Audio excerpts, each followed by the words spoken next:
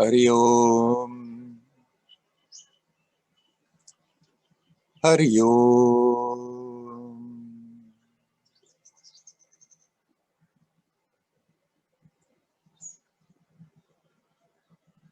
Hari Om.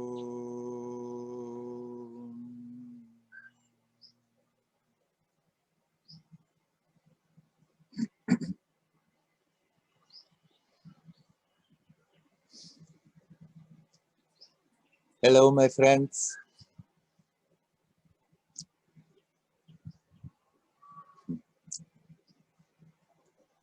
I'm getting very concerned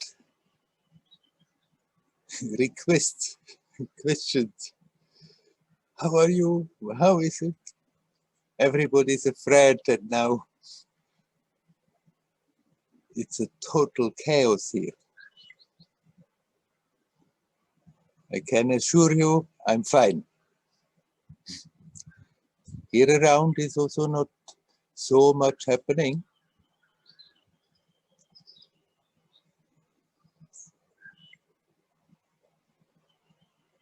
And of course, the way the news are being broadcasted is always slanted. Since the beginning of Corona, the usual official information has always been in a manner to push people into fear, make them more afraid. I have heard from friends in Europe so many times when the news were about Corona, there were always coming these pictures of people suffering in the intensive.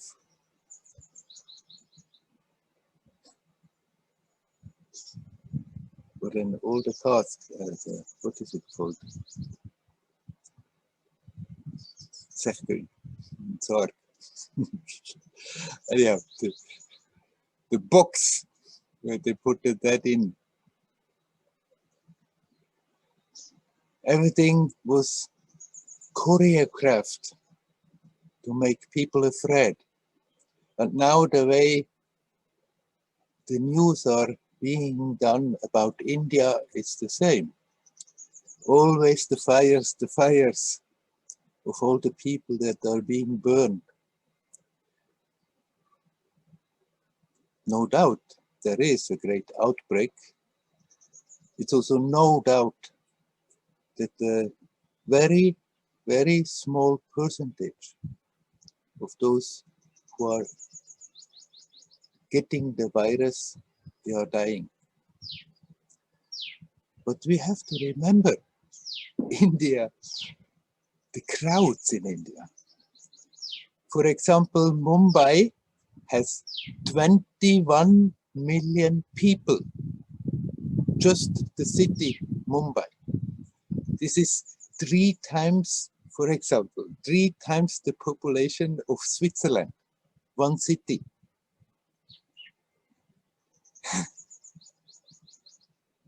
With such a population, those fires that consume the dead, they are never stopping. From a crowd like this, if you line up the people in a place to burn them in bonfires, it's always going on. It's always a picture like this.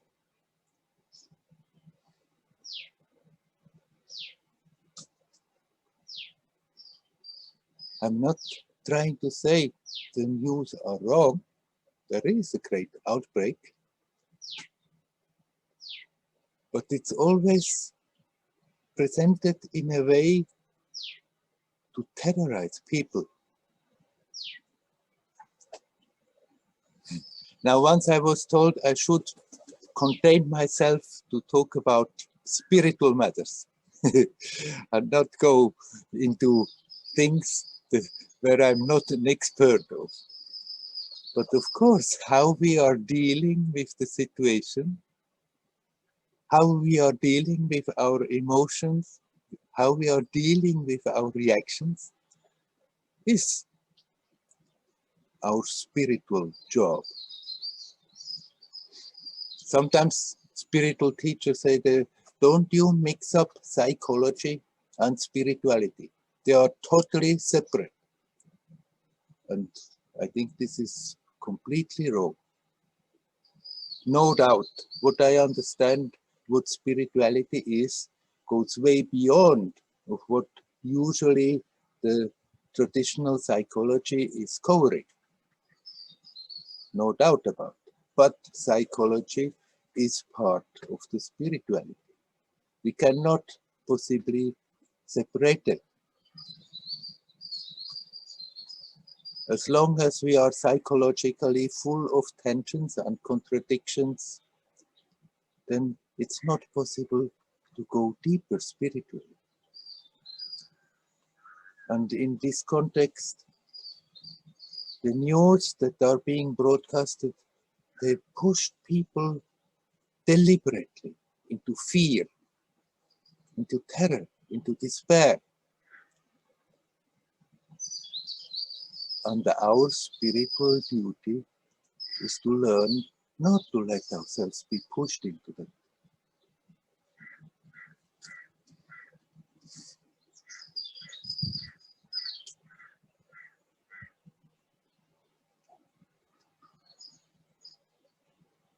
It's a tremendous time now.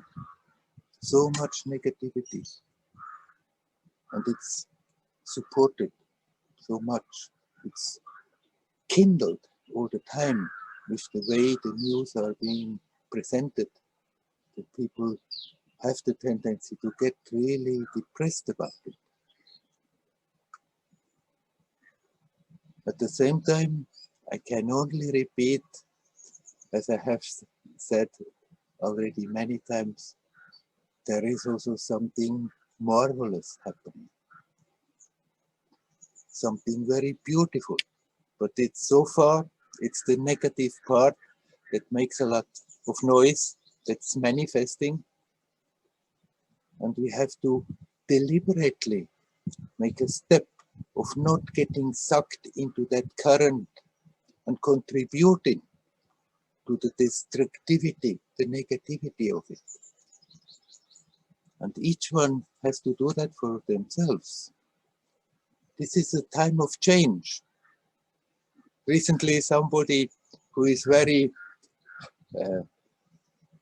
opposed to everything that is being generally said about this whole Corona story and what comes along with it, try to convince me, but people who see clearer, people who see through it all, they should come together, they should find places where they can live together and form a resistance. And only in that way we can do something about what is going wrong now. But this is the old pattern that has been repeated again and again. There was a status quo, there was a resistance, the resistance was getting stronger. Either the status quo was capable of squashing it again, or then the resistance was squashing the status quo, and within short time they started to do the same thing as what the others were doing before. No, this is another. This is not more functioning like this. It's not that we have to start a bloody revolution, go on the road and fight on that level. But it's a real tremendous opportunity now. It's so intense. The negative energy is intense, the positive energy is intense. And every moment, everybody has the choice, am I opening up to negativity, or I'm opening up to the light, to the beauty, to the expansive. And it's getting stronger, and I'm sure eventually it is overcoming all this negativity that is manifesting. How long it is will take, I don't know. It depends very much how much that we are opening up to that which is beautiful, to that which is divine, to that which is expansive, or whether we are, which is very easy, sucked into the negativity, because so many people are so much worried about what's going on. And the way the news are being given out, they are helping very much, creating fear. As long as we are in fear, we cannot think clearly, we cannot feel clearly.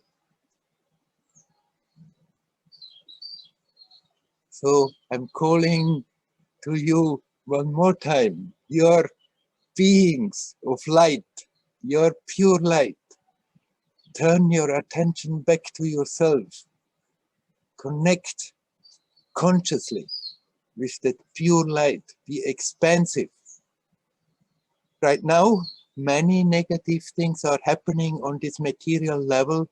That is not a reason to not do so. On contrary, so much more the reason to become like beacons, to become like lighthouses, that you can shine your light into this time of darkness.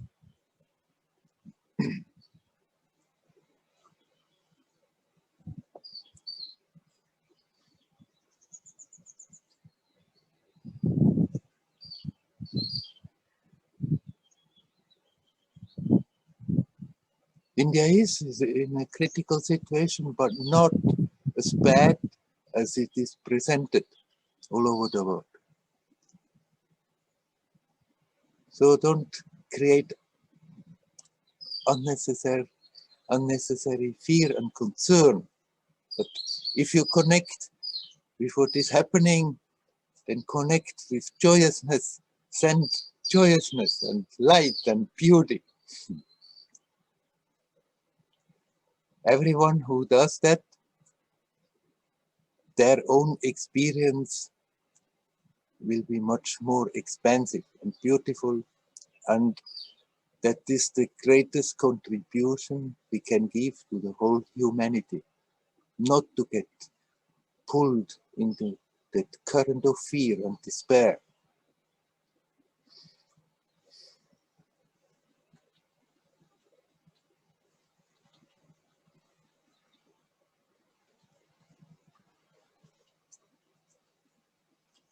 All this is one big divine play. We are here to learn, to grow, to outgrow old stuff, to outgrow the small way of feeling, thinking, experiencing, becoming more expansive, becoming more aware of our true nature. And an intense period like this is a great opportunity for everyone individually, and right now it's an opportunity for humanity. Let's see how well we are making use of that opportunity.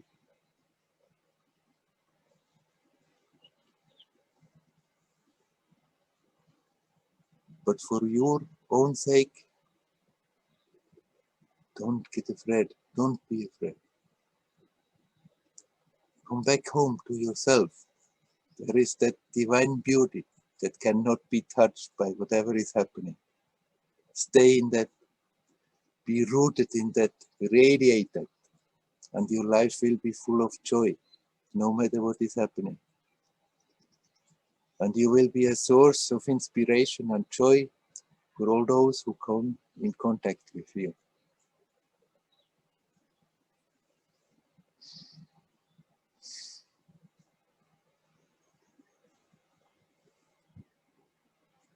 All right, my friends, I'll stop about this now.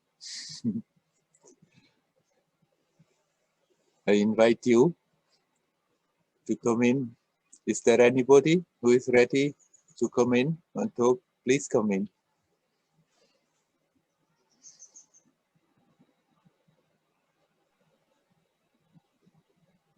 Hi, Werner.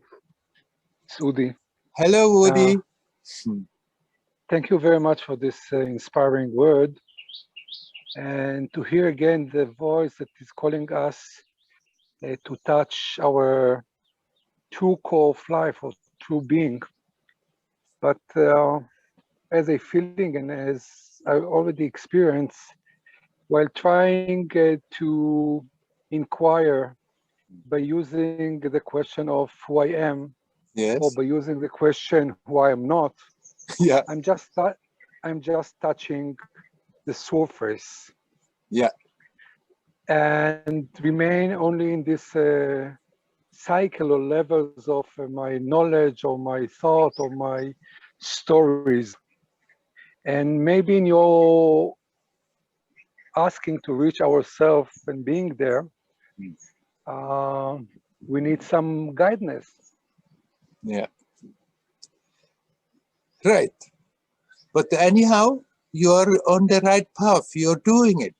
That whenever you connect, how long you can stay, how deep it goes, it doesn't lay in your hands. But what you can do is sincerely turn back to that whenever you become aware that you feel disconnected.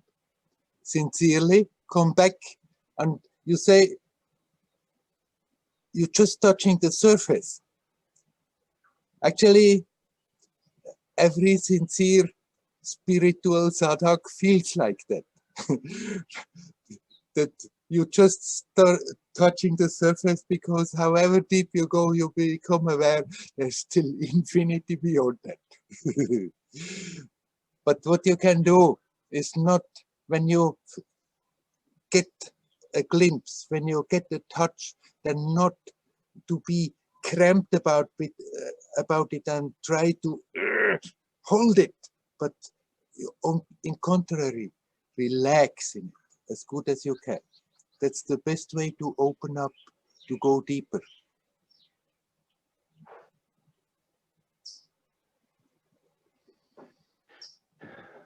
But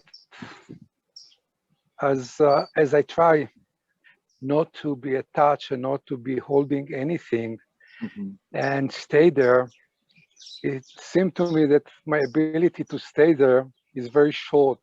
Yeah. Because very soon I build up a new story, new thought that take me to this wonder world that I'm trying to get a little bit aside of it in order to get this to this quietness maybe in myself.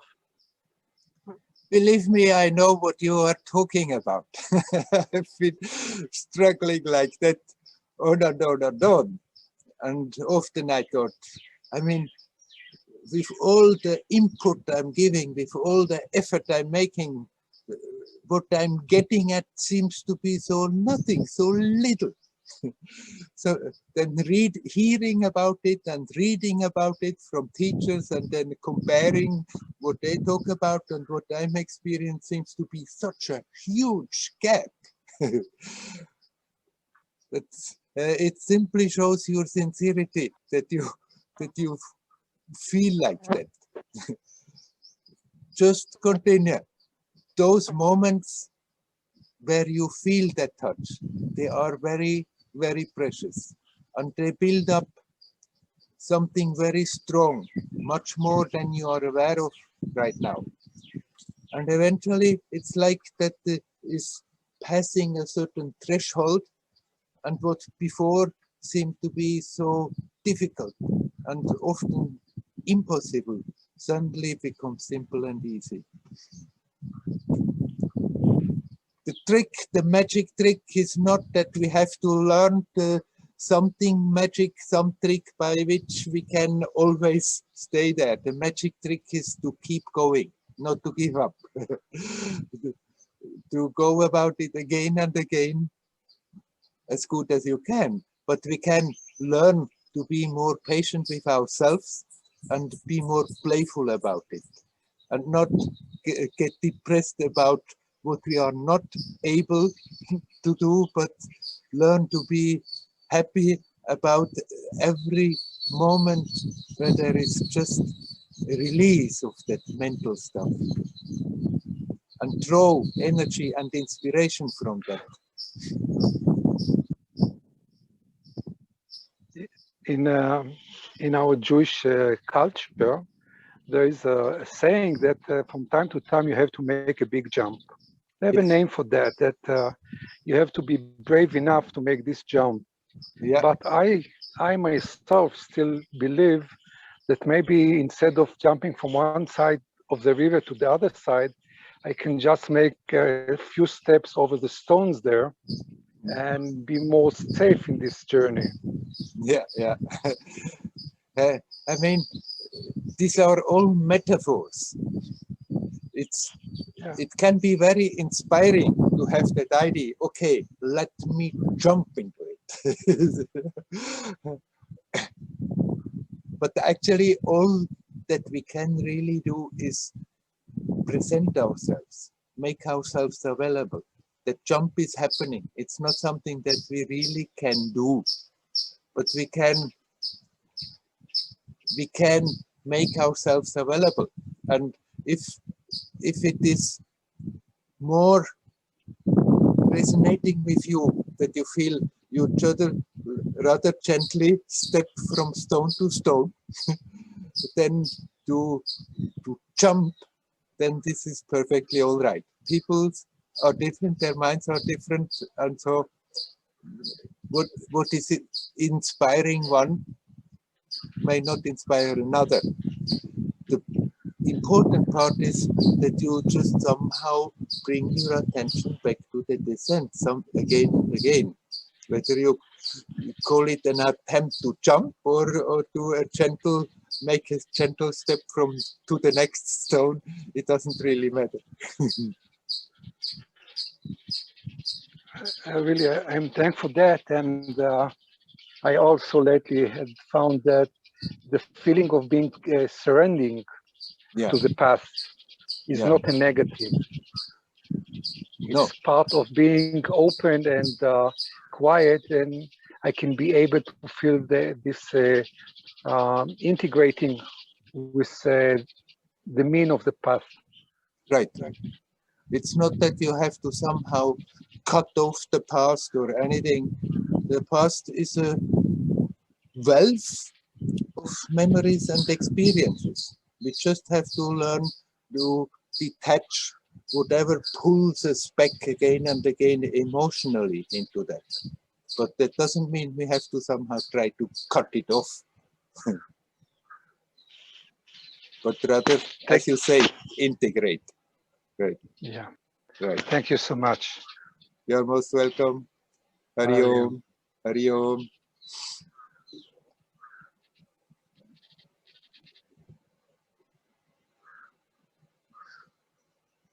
Is there anybody else who would like to come? Please come.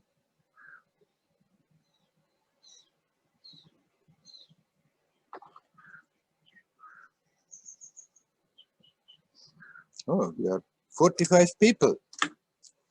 Anyone of these 45 people who would like to talk? Hi, Werner. Hello, Helen. Hi. I'd like to carry on with what Rudy was asking, but it's more about staying in connectivity, and the movement of the mind to come out, and the tricks of the mind to kind of pull out. And it's about there's a sense of connectivity, and I come out of it very quickly, either in anger or resentment, or if the connectivity is deeper, there's a kind of fragrance that comes out of it, loving fragrance. And then it feels at some point it must be that the mind catches it as a me, and I sort of feel like now I can be loving. Now I can I can deal with all this. I can transform my mother's dementia. I can, and then I will do many loving acts. But at some point, a resentment comes in, and I think that is when the mind has captured fragrance of self and has claimed it as its own. Right. And then it doesn't feel, then it has something fake about it. Right. So it's about spotting when the mind takes over. It's, it's the old habit that is taking over, that as long as you feel in touch with that, in harmony with that, it's then suddenly it flows and it's easy and you are kind and loving. And then at a certain moment, the old habit comes back, and also you may get tired and then it's more difficult. Then somehow the feeling sneaks in, and what about me? Poor me. Yes, yes.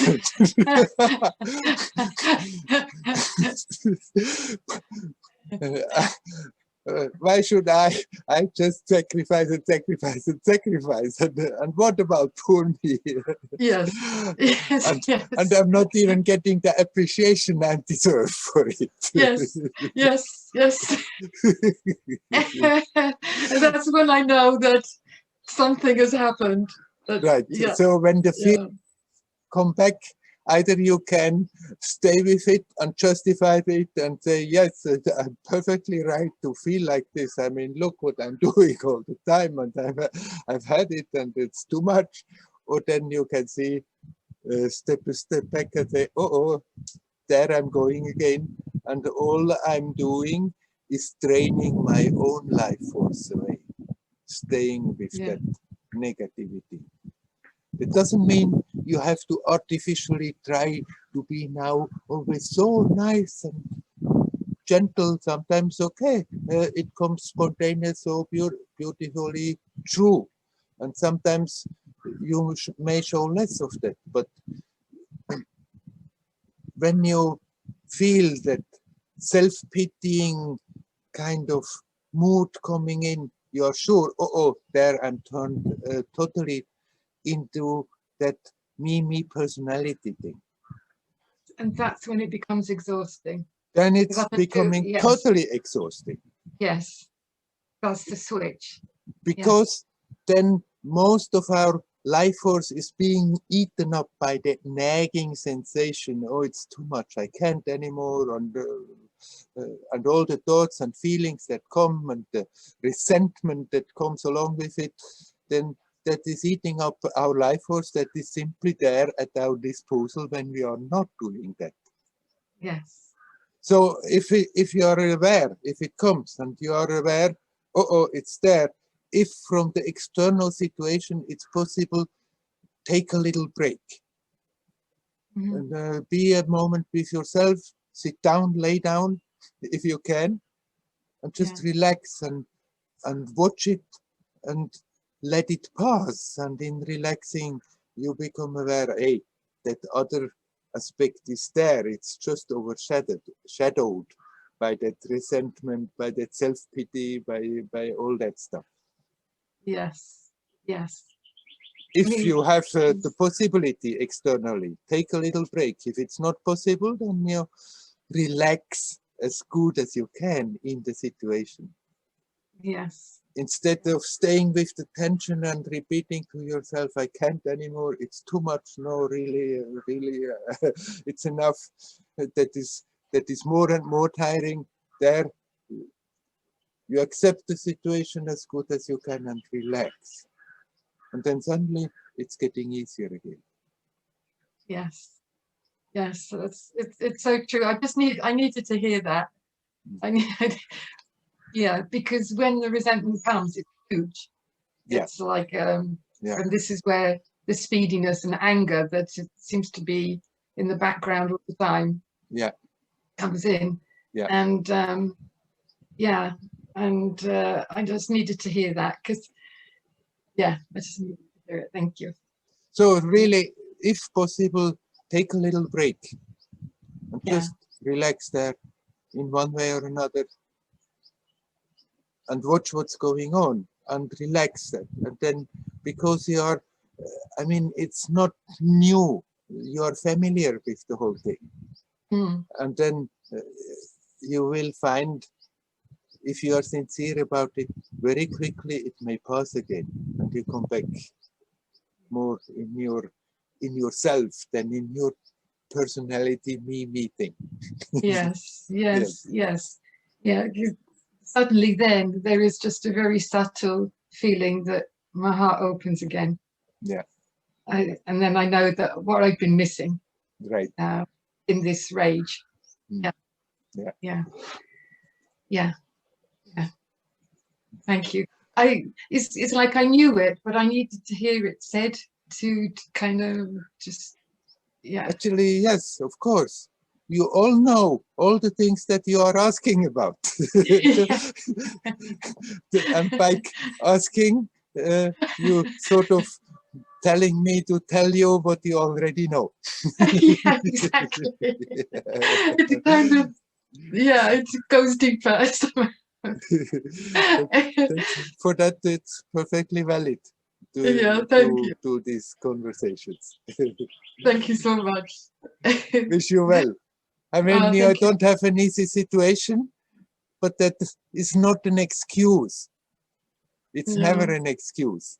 Then the mind is tempted to say, but I mean, look at my situation, it's difficult. I mean, you have no ideas out there. What I am going through.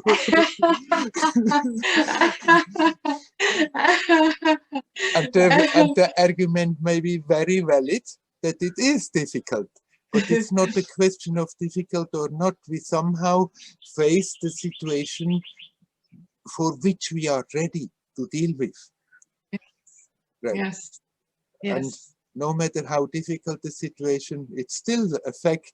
If I'm getting sucked into me, poor little meeting because of it, then there I'm getting really, really stranded. And if I learn not to do so, then you can grow and expand and outgrow. Yes.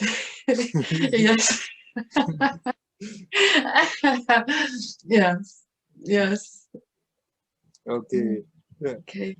Wish you well. Hariom. Hariom.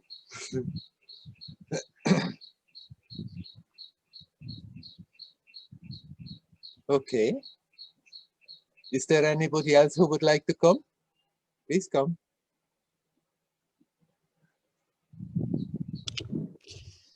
Hariom, Werner.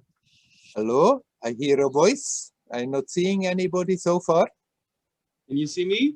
Oh, now I see you. Hello, Ben. Hello? Hello? Yes, is it working? Yeah. A moment you were, the sound didn't come through, but I think it's working now. Okay, great. I wanted to share about something that's happening here at the community where I'm living in Spain. Yes. Where a person who came here maybe 2 months ago is now involved in some conflict and some violence, and it's coming to the point where the community is asking him to leave. Yeah. And I've come to be quite close to that person and got to know him, and I see that this is just an outcome of his challenging childhood and bringing up, and somehow I just feel very sad. Oh, I don't know whether you can hear me, Ben. And almost unfair, because I can see also that there's a lot of responsibility of other people here who have, pushed his buttons and, have an equal involvement in the disharmony and the conflict, but somehow because he's in a weak, state, and he has that pattern of a bit more violence and anger, then everything is falling onto him. And I had a talk with him last night, and I could see how beautiful a person he is inside, but somehow now he's asked to leave, and it's just very sad. Yeah. I mean, you cannot possibly ask me to somehow intervene in the politics of your community. I don't think that's what you are asking. Is the person... No, it's not. It's just I'm talking about my own process of dealing with this, and if there's anything I can contribute somehow. And is the person right here that you are talking about? No. So I cannot... Right here, it's just my friend David here, who's also in the community, but he knows that other person, but nobody else is here. Right. I mean, it would be best to talk to him. Now for you, you can in the community tell what you feel about it. But then if you are in a community, somehow you have to adjust to the general attitude. What you can do, if it comes to it that your friend has to leave, that you encourage him and that you make clear to him that no matter what has happened, no matter that he has to leave, that he leaves a friend behind with whom he can connect and talk. As we have now the possibility to talk with each other no matter where we are, can offer him to keep the contact if he needs. And I mean, is it a made decision? Does he have to go? Yes.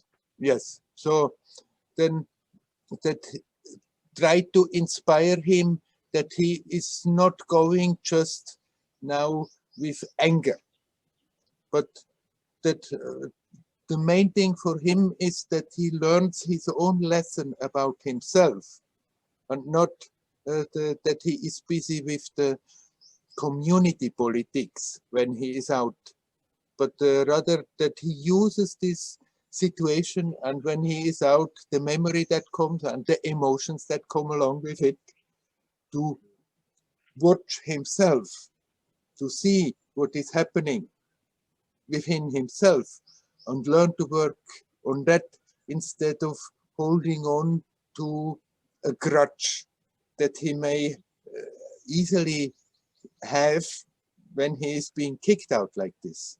Because ultimately, it's never a question whether I'm right or wrong, whether the others are right or wrong. Everybody is on the journey to learn about themselves. And if we are in a situation where things have gone sour and we are out, then it may not be an easy situation, but instead of holding on to negativity and holding on to that which has created the conflict, it's very, very useful to remind oneself, let me make the best out of it. After all, I came to this community because I'm on a spiritual journey. And the spiritual journey means to be more and more free of everything that prevents my spiritual unfoldment, that the expansion of the experience. And so he can actually use this situation to go that much the deeper, or he can just hold on to a negative feeling, a negative thought and a grudge, and then turn it round, and it will be like a festering wound in his side. It just feels like he has, I don't know, he's the first person I know that I feel that I don't know, the capacity to let go of that grudge and to not get caught in the story of the conflict. I feel like he doesn't have that capacity. I mean, it's sad to say, but and I'm sure he has, and it will grow, but at this stage it just feels like he's not capable of doing that. Right.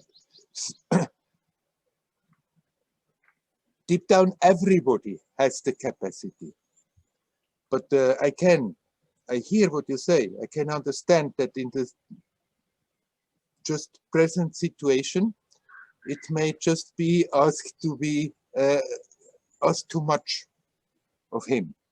But it's good that he has all the idea, and eventually it may come back. Maybe he goes out and for some time he just will keep the steam, but eventually it will cool down a bit, and at least then he may start. Or even now, for a moment, if you somehow can transmit that idea to him, that look, okay, I agree, there has some injustice being done to you. There are people who don't understand where you're coming from, but after all, we are in this life for that, for learning, for confronting difficult situations. So that at least every now and then he can bring the attention to that, focus on that, focus on what he can do with that situation instead of just being totally identified in his role in it.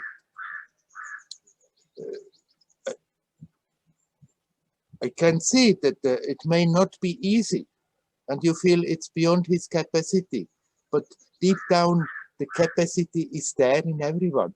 And even if that helps him, if you inspire him like this, then that may help him that once in a while he has a moment and he's doing that.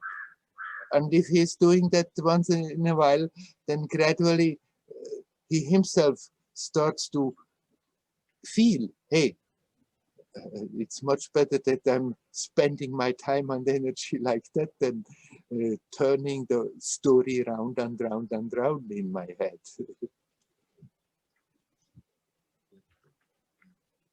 I'm not sure why it's touching me so much. Like last night I was crying and now I also feel like crying. And yeah.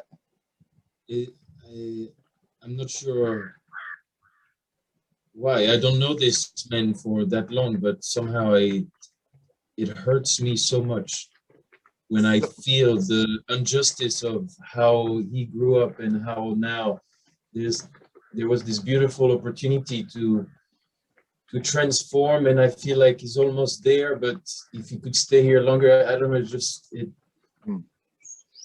it touches something in you because somehow consciously or unconsciously it reminds you on aspects of your story. Maybe you are not aware, but whenever that goes so deep, somehow we see ourselves in them. And there's nothing wrong with feeling sad. But let that sadness not pull you yourself into a depression and that you end up in a miserable state.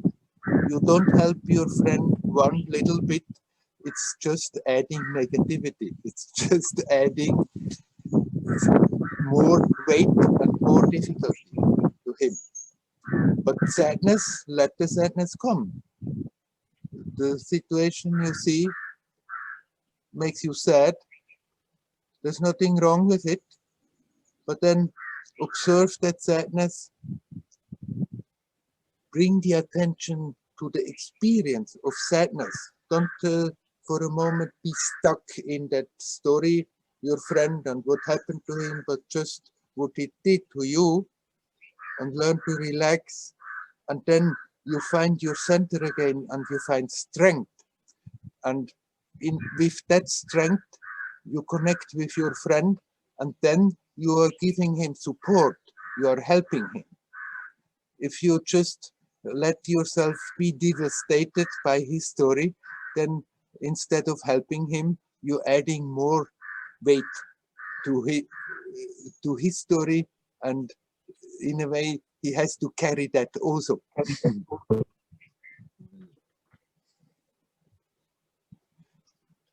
So the best way to help him is make yourself right.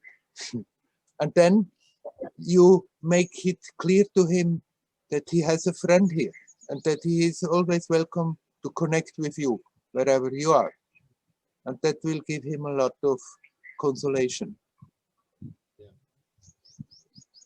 Yeah, thank you. I think this deeply resonates, and I feel even this experience of sadness, like you're saying, probably will also help me know myself more, maybe to feel that sadness and like it's connected to my story somehow. I think to be aware of that makes the whole process more also rich, I suppose.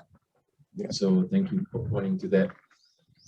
If I may, just one last point on this story is, I'm also not sure what to do about how much I should bring my feeling about others having caused this back into the community talk, because that's maybe might stir some other things, but in a way I feel it's also necessary if we want to communicate well as a community.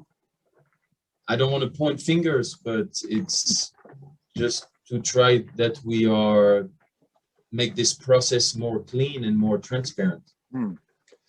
Of course, it would not be useful if you go there and with aggression point fingers, and then it's just giving more aggression. But if you deeply feel there is something that needs to come out into the open from what you feel, then I rather recommend that you do present it. Just present it in a diplomatic, inoffensive way as you can. I think I can do that. Yeah. But that will help you to still remain integrated in the community. And that will also maybe help others to open up a bit more to see what all the aspects that have been going on now in this conflict. Okay, thank you so much. Thank you for sharing, and You're thank you welcome. for listening. Hariom. You're welcome. Hariom. Hariom. Good luck. Thank you.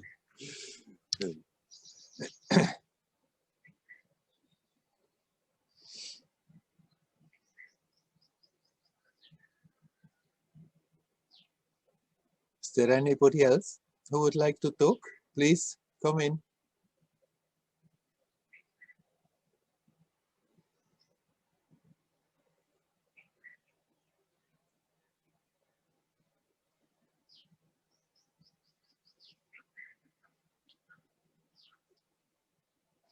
Okay, let's stay with one aspect of what we have been just talking about.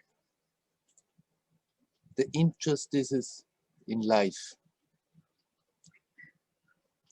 You are a divine being. And even now, you are not really incarnated in this world. This divine being that you are is projecting an aspect, a bundle of aspects into this time-space continuum. For what? For the purpose of learning, of growing, of getting richer, for the experience.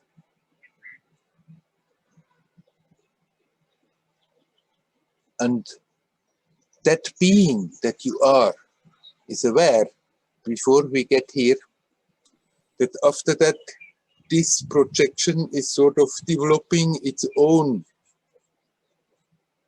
personality, its own apparent separate being, but it's not really true. That separate being, that the personality that is being formed through the life experience is taking the life from you, from the self, from your divinity. And the me personality is just a reflection of that.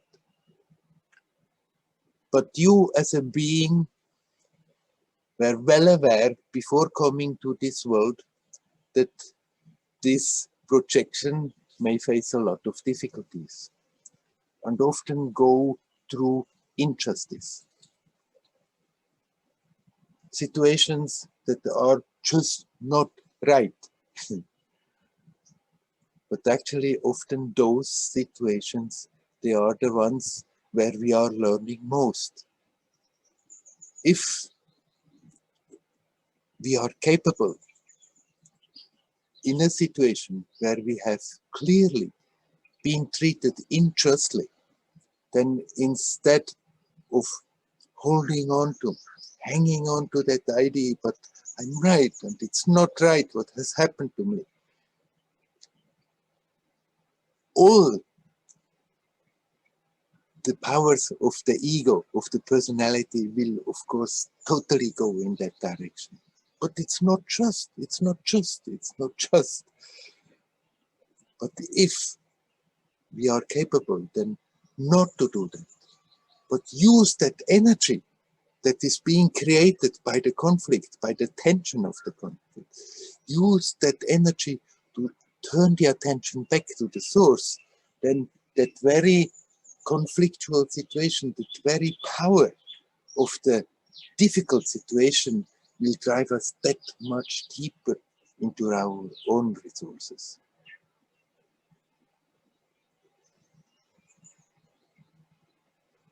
There is an ultimate justice. Nobody in the end is cheated. Nobody is thwarted. But here on the relative level, we will face injustice all the time. If we can, with a reasonable amount of input, with a reasonable amount of effort and energy, change a situation from an unjust situation to a more just situation, perfectly fine. But often it may not be possible, or often it would need so much effort that one can reasonably ask, is it worth it? We can use that situation much wiser by accepting, okay, after all, in the end, it doesn't matter whether I as a person are being treated justly or not justly, whether I get the appreciation I deserve or not, whether I get the recognition I deserve or not. I've come to this world to learn, to grow, to outgrow everything that holds the experience back, and accepting injustices is often a real opener, because all our powers of the ego go totally against it. If in spite of that we can accept, okay, this situation is as it is, it's not just, but I can make use of it. I can make use of not getting sucked into my me, I, me, mine thing all the time, but use that intensity that this situation has created to turn the attention back to the source and go that much the deeper and grow that much the more in course of the process.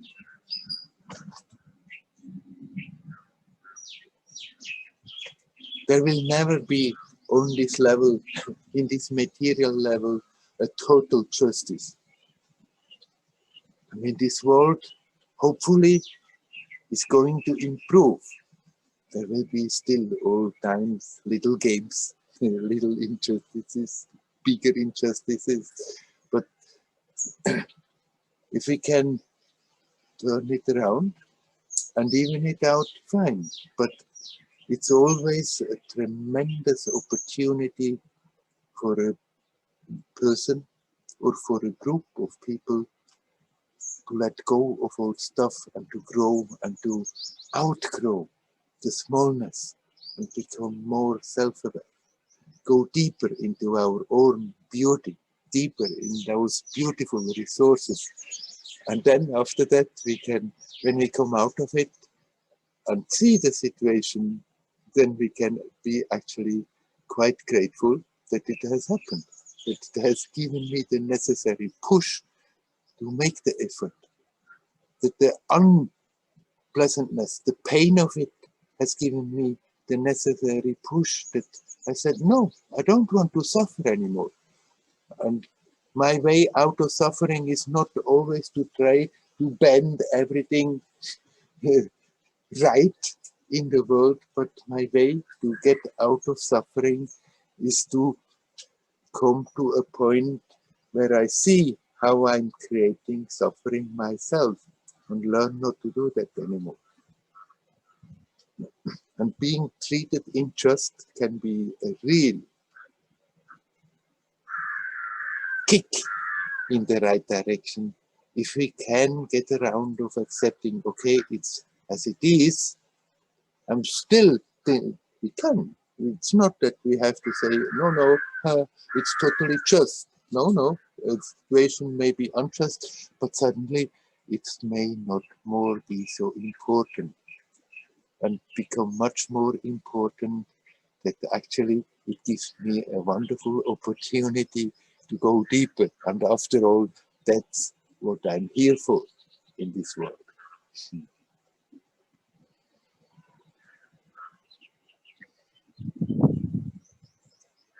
Okay, I'm calling to you, my friends. Is there anybody who would like to come in? Please come. Hello, Werner. Oh, hello. Can you maybe help me to see something about responsibility for your own actions and for helping others, and also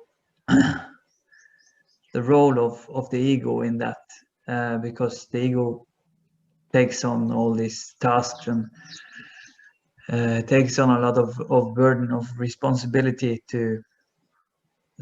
Yeah, I work with social service, so sometimes I end up now I meet the case where I feel like I'm or a lot of cases in the same time where I feel powerless, where I don't feel the momentum to do things. I don't see things clearly, and I don't feel I have the strength to help them. I don't see the solutions clear because this is within the law also. So you also have to know the law and how to apply the law. Yeah. So the level of complexity is just too high for the moment that I can't. I feel powerless because of the complexity, and I think the mind also makes it even more complex. So I feel that responsibility is maybe a bit heavy at the moment.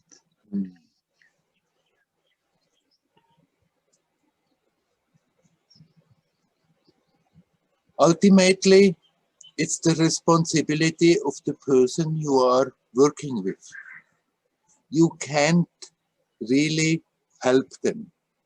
You can present the help that inspires him to help himself.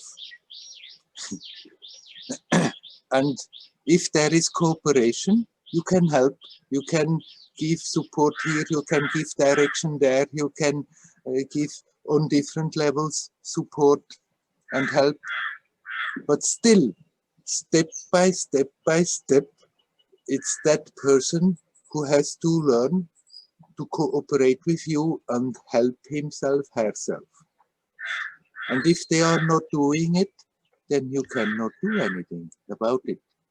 I mean, the law can come and lock them up, but you can not make the steps for somebody else to work themselves out of a difficult situation, but you can certainly prepare the circumstances that the opportunity is there where they would have not have seen the opportunity without your help.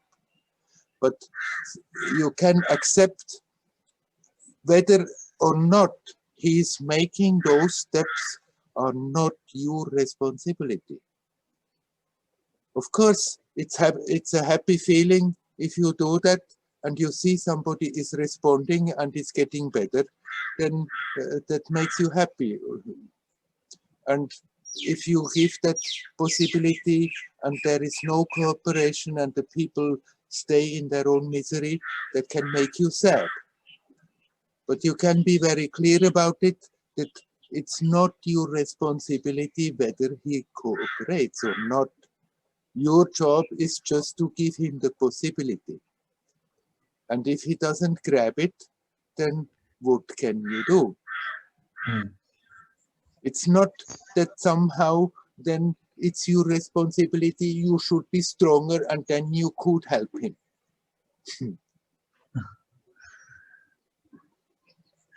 Yeah, I think also that when I work like this, I also feel like I have to have all the answers before I start. Yes. But it's hard, and then you don't move because there's always things that come up that you don't know and that you don't know how to handle. You cannot plan life like this. No. You can have a general idea what you attempt, but then every life situation is new and unique. Yeah. That's the beauty of it.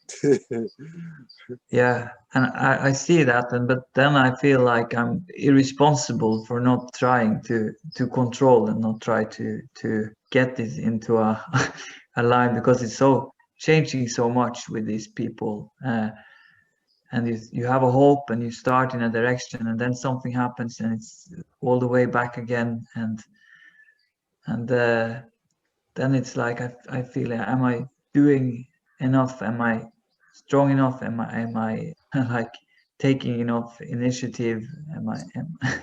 So all these responsibility things come in there, because I feel a bit irresponsible just to give it to the universe as a person.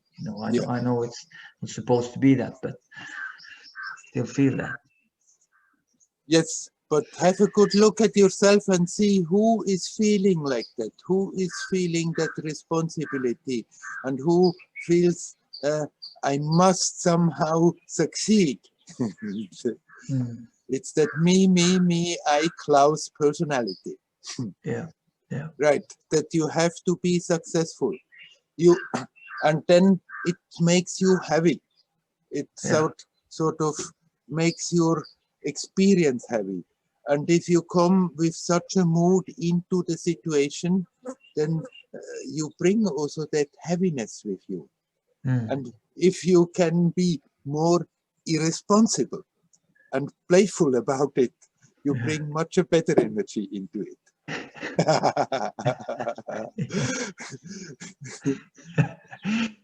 Yeah, it's a paradox. No, it's just you have to be very clear. You cannot take the responsibility of a person responding to your help. It's not your responsibility. That person is responsible for them. They are responsible for themselves. Whether they may have, of course, a lot of circumstances that brought them into the difficult situation where they are. And we can understand them, and that gives an explanation, but still each one is taking the steps into negativity or out of it. And now, even if they had a hard life and a lot of things that were pushing them into the spot where they are, now you present them other possibilities. And the responsibility is theirs, whether they take it. And if they don't take it, then just your meeting with them and bringing in a bit lightness may inspire them that eventually they will be ready to take the responsibility to cooperate. But you cannot force them, because then it's the me, I, who think is right, what is right for the others, and they have to do what I tell them for their own good. Yeah, I think some of them are maybe in the wrong program, because I'm supposed to get them back to work. So it's like a social program where they get social care, but they have to to try to get to work, but some of them, maybe the conditions aren't ready for them to go. They are traumatized. They have situations which have been tough, so it's not, maybe they should just be on normal social care and not trying to get into some job. Okay, I mean, you can present the case also to your authorities, to your superiors, and say, don't you think there should be something else there? Yeah. And then you may be successful there, or you may not be successful there. Yeah. You just do that which you think, which you feel, which comes from your heart, and not only from your brain, but which you feel, what you resonate to, it is the right thing. But how much you are so successful in it doesn't lay really in your hands. And if you are not successful with what you are attempting, then there's no point in beating yourself up and taking the responsibility and think it's too heavy, I can't bear that responsibility anymore. You can give a positive, beautiful, creative input in the situation to the person, to those in charge, and maybe it's manifesting, but maybe not. There are a lot of other influences also there, and your influence, your input is one. And maybe it's tipping the scale, but maybe not. Yeah, that's true. Yeah. Do your job. Do your job to your best of your abilities, but learn not to take yourself so serious in it, the role you are playing.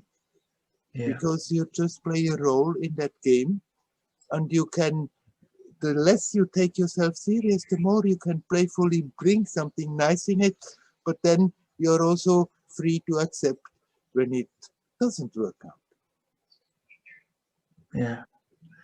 Yeah, that feeling of responsibility that I have to like get take care of things, and if I don't, then things will fall apart. That's the old belief. I think came early in my life after some hardship. So I felt like I really had to step up and take responsibility for myself. So it's hard, like, just to get that confidence back in the universe and in what's going on. You have a responsibility, but your responsibility is bring your attention back to yourself. And to get rooted into that as good as you can. Even there, you are not, it's beyond you whether you are always successful or not. But your responsibility is to remind yourself again of that again and again and connect with that. And then you play your role. And in that role, you take up a certain relative responsibility, but at the same time, you can always be aware you are not in control. Your responsibility is that from your inner beauty, from your inner experience, you bring as beautiful, as creative, as good something into the role as good as possible, as you can. But whether or not it is after that working out the way you would like it, that does not lay in your hands. It's not your responsibility. That responsibility you are taking on yourself, you're creating it, and it's a fake responsibility. It's the personality who is taking the role too serious. Me, I take myself, my person, my role too serious. Yeah. It's great to get the reminder of this. You have a responsibility. Be yourself. That's your responsibility.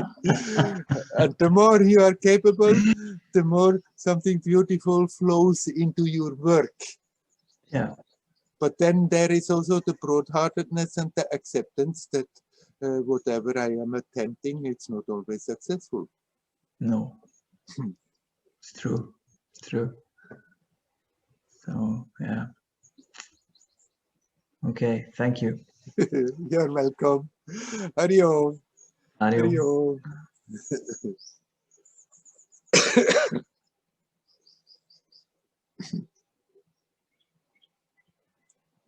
Is there anybody else who would like to talk?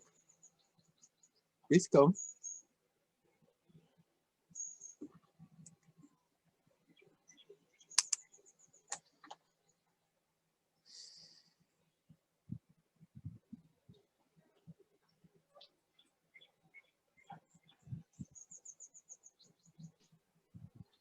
Hari Om.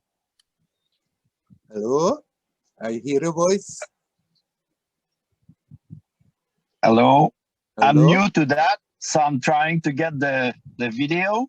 Yeah, are you on a computer?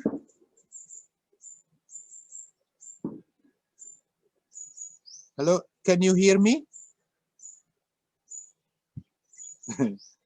Now you have turned off the Okay. mic. Now the microphone is on. I can hear you.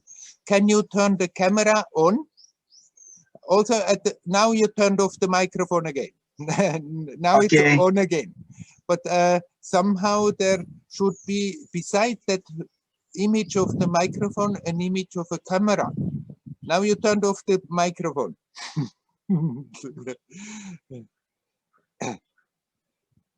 Okay, there's the little button where I touch to talk, Yeah. but I don't find where's the camera and the microphone to activate it. Yeah. Are you on a phone or on a computer? I'm on the a phone. A phone.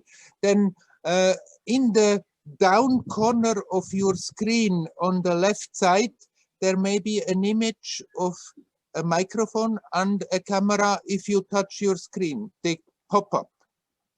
And then if you see those, then you can tip on the camera that has a, now I see you. Okay, I got it. Hello. Hello. I saw Eric. Is that your name? Yeah. Yes. Hello. Up. There you are again. Yeah. But now you turned off the microphone again. I can see you now, but not hear you. So down in the same place where the camera is, there is that. Now you turned it on. Okay. Now I hear you. I see you and I hear you. Okay. Hello, Eric. Hello. I wanted to thank you for the Satsang. It's really nice. I've been following you on YouTube since a few months ago. And I'm in Montreal, Canada. So the time is like very, it's early in the morning, but usually I'm practicing at that time. But I find out the schedule to time myself. And now I'm here. Yeah. So my questions is, now I found myself really struggling. There's something I just don't want to quote Nisargata, but it's a good start point. Yeah. He says that when you want to find water, you don't dig small all over the place. You dig in one place. Yes. And I do self-inquiry, self-attention, and most of the time in the daytime I'm lost in daydreaming. Yeah. And I also practice Hanuman Chalisa, but this japa, sometimes I feel the japa going on while I'm doing my duty. Yeah. But most of the time, I think that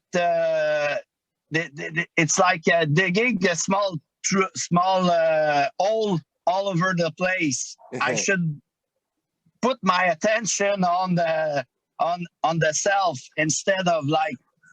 But well, this is the thing I wanted to clarify with you. Yes. But because I don't want to say that japa is not better than self-inquiry, because it could be misunderstood by others. Yeah. But I want to see what you want to talk about that point. Yeah, yeah. There's nothing that is better than another thing. It depends how we are doing it. Okay. And it's not that when you do self-inquiry, you are not allowed to do japa, or when you do japa, you are not allowed to do self-inquiry. You can dig your hole in the same place by using different tools. Okay. That's good. Yeah. It's the meaning is that you should not do a little something and then you think, okay, the first excitement is gone, then you should try again something new, and when the first excitement is gone, you try again a new thing. It's good that you have your basic approach, but your basic approach, that's totally possible that it has two different aspects, and they complement each other. There's nothing wrong with that. You say basically you're doing self-inquiry, but then japa is easier when you are active. Then by all means do like that. Do your japa Okay. but do your japa as conscious as you can, because japa after a moment is very quickly, easily getting automatic, and in spite of that we can daydream away the whole time. I noticed that. Yes. But you know, the mind is like, oh, the japa is going, so I'm okay. You know? I'm free to go. Yeah, I'm free to go. So when you become aware that you are totally off and the japa is just going on, then bring your attention back to the japa and relax in that. And relaxing in the awareness of doing japa brings you to the same point that self-inquiry brings you. So they are not in any way contradictory. You can very well do self-inquiry when you can sit down and you're really doing, put your undivided attention to that, then you do your self-inquiry. And when you are more distracted by doing other things, because you find it easier, you can very well continue with the japa. It's not that you are digging two holes, you're just using two different tools to dig Two the same different hole. tools. Yes. Yeah. Because I realized that at some certain point, like Lakshmana took japa, and then after he went to self-inquiry. And if I look back also to Papaji did the same thing. That's Yes. when he came to Ramana. Ramana told him, you took the train, and then after you took the rickshaw, and then you come in the ashram, you left all both behind, and then you don't need them anymore. Right. So that's a... It's when you're firmly rooted in your self-awareness, then you don't need the tools anymore. But as long Okay. as we are being pulled out, then we can use the tools. It's just the tools, they are just crutches, helps to connect easier. If we just can without self-inquiry, without doing anything, be here now and relax in that, fine. But it's not so easy to abstractly do that. So a tool is a crutch. When our mind is busy, when we are going on somewhere, that we catch, our attention is again totally all over the place, it's easier to redirect it to something. Redirect it to do the mantra, or redirect it to do self-inquiry. And then that tool that helps us to become self-aware here now. That's the essence of all the different practices. It's not that we have to pick up a technique and get better and better in the technique, become an adept in the technique, and then we can go to the higher technique. The most simple technique is enough. And if you combine two techniques, it's perfectly fine. It's not because your story is your story, and Papaji's story is Papaji's story, and Lakshman's story is their story. And don't create a conflict. It's not necessary that you create a conflict because you're doing the two things. Yeah, that's the whole point there. The conflict is there. Sometimes the mind argue because I do these two things, and he said, like I go on and say I should only do self-inquiry, and then the fight comes, you know. Yeah. then the mind is tempted to say, oh yeah, because I'm doing so, I'm not getting anywhere. If I had been doing self-inquiry only, I would go much deeper. But these are just games of the mind. You can, when that comes, then you can see it and you can say, no, no, I'm using my two tools to dig the same well, to bring the attention to the timelessness of the now and learn to relax in it. And both are useful tools, the inquiry and the japa. They're not contradictory at all. That's good. Good, good, great. You seem to be in a car. Yes, I'm in the car because the children and my wife are sleeping at home at that moment. That's nice why. Nice of you not to wake them up. Yeah, but it's a little bit cold outside here in Canada. So here it's cold and you it's hot. Right, right. We have close to 40 centigrades. Oh my God. There's another thing I wanted to talk. It's rightfulness, like Buddha says, the Yes. Four Noble Truth. Yes. I realize that sometimes I get caught in the job because they asking more, and they say like I need to be not stealing their time. Like if I go to eat, then I don't take 5 minutes because it's stealing. But I used to like take more time, you know. And then I asked myself, and I was justifying myself because they sometimes take my time and they don't pay me and da da da. And then after I said I have to really set myself down and take care of me. It's not my business. My business is to do what is right. But it's very difficult. I fight it. And I struggle with this. It's not easy. And sometimes I tried it before and I go back into, oh, now they're not going to catch me. And I notice also that all that anxiety that brings me, and it's not worth the pay. Yes, right, right. So it's important that you are true to yourself, that you try as good as you can do that which you feel is right. And if because of that external changes have to happen, let them happen. But the more actually you're true to yourself and do the way you think it's right, the more there is something strong in you that the others also will more and more respect, that you tell them frankly, hey, I'm not, for example, I'm not stealing your time, but I have to work and then I have to eat.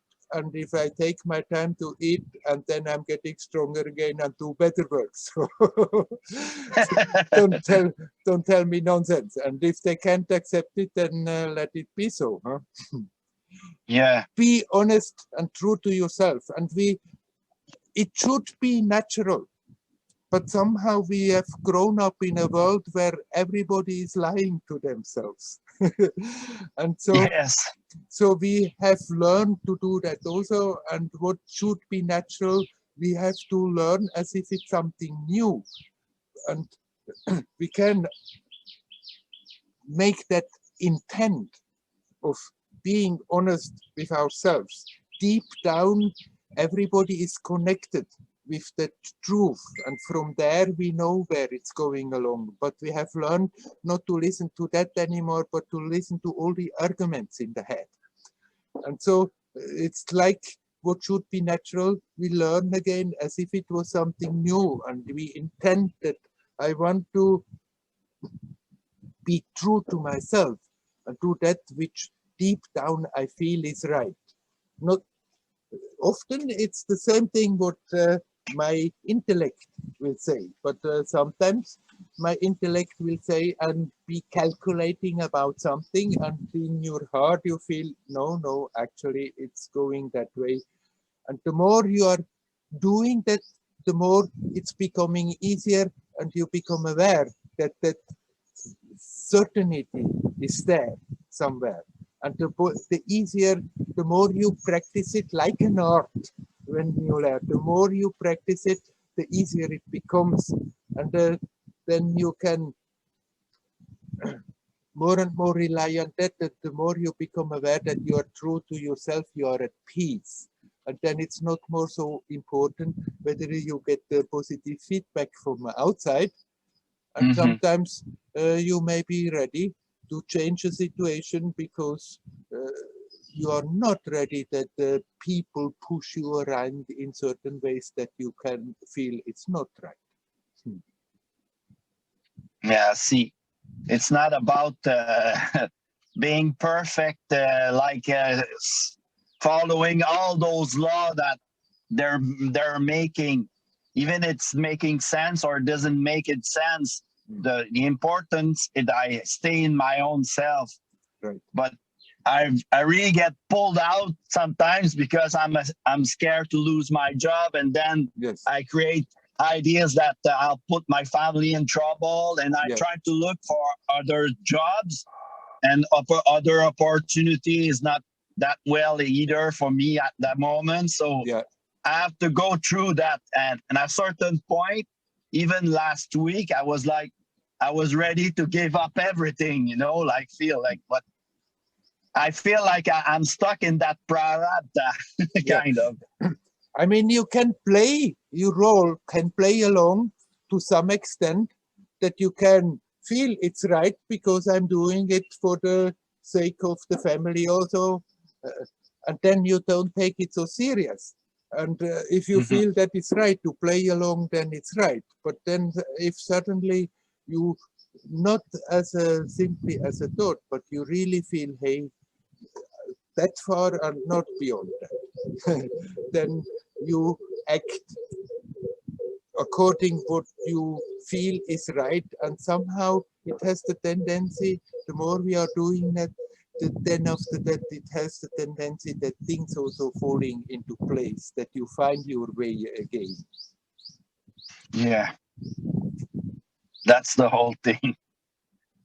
If the connection is strong, the rest will go along. And also, like in your present situation, the more you are strongly connected really with yourself, the more you radiating something that the others have the tendency, if you tell them frankly, when they tell you nonsense and you say, no, like this, I can't do it, then suddenly they accept it. Because it's really deep in me, so it's unshaken. Yes. But if it's a little bit loose, it slipped again. And the more you are loose with yourself, the more power you give the others to create troubles in your life. To create troubles, yeah. So it's not That's so much game. about a magic trick, how to find the right situation in every situation, the right solution in every situation. But the magic trick is to learn to connect with yourself and be true to yourself. Then you are at peace, even if it's creating more external troubles. Yeah, I see. To be very grounded there. Right. And of course, out of habit, we will be pulled out again and again. And when you become aware of it, then you just come back. No big fuss, no saying, oh my God, I'm never getting a, call me again. So what, got you again. You come back and relax. Yeah, these Vyeshavasanas, they're very strong, but Sadvasanas are really very stronger than the Vyeshavasana. So if I put my attention on the Sadvanas, they're gonna fall away. Yeah. They're gonna turn back away. They're gonna leave me alone, like we say. Right. Yeah. And with the practice grows the confidence, the self-confidence. And the more that self-confidence grows, the more you feel relaxed, and you can relax at ease. Not always think I have to plan everything and look forward to make sure that everything works out perfectly fine. There is no perfection on this relative level. Yeah. Right. this is hard. Sometimes I mix the level. Yeah. I really noticed that sometimes I mix the level and I really stuck there. But when I sit down in the morning, I calm myself, but I get easily caught in the story again. But it's okay. I come back. I put the anchor of the practice. Right. That's all. We just, when we become aware, we come back. Consequently, playfully, joyously. And then it doesn't look like a heavy duty, and gradually it becomes more and more natural. And if we do that, then there will also be those moments where it's simply there. You didn't even do it. You're at ease, at peace, everything seems totally fine and in harmony. You don't know how it happened. And then comes the mind again, and we go off again. We think, what did I do wrong? But it just came. And instead of regretting when such things happened that it passed, it's better to have the attitude, thank you for that moment of grace. And when that grace is not just from by itself manifesting, then we come back to our tools and bring the attention back as good as we can and relax. Like Hanuman say, with a ease of heart, Yes. whatever happens in life, Yes. that it's not easy sometimes, but you come back to the heart space. Sometimes I feel like I get that glimpse. I feel like I'm in a peace between two wars, but instead I know that sometimes I touch it just a little bit. But my goal is to have no war in between. But it takes time. So I have to be patient. Right. Yeah. Anyhow, you're doing fine. Continue like this. Just don't create the unnecessary problem that it could be a conflict because you're doing two different things. Yeah. Yes. Perfect. Good. So, Hari Om. Hari Om, we will stop the official part of the satsang now. I'm turning the recording off.